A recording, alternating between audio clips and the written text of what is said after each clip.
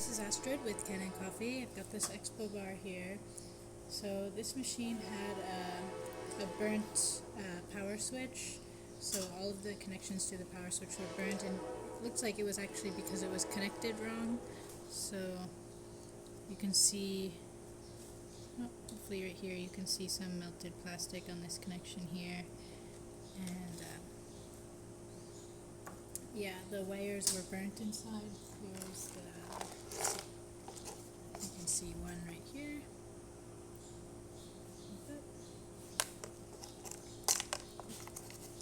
And this one also is damaged.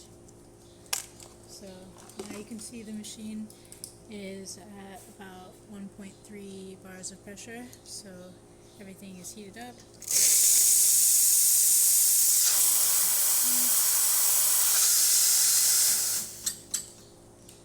And hot water.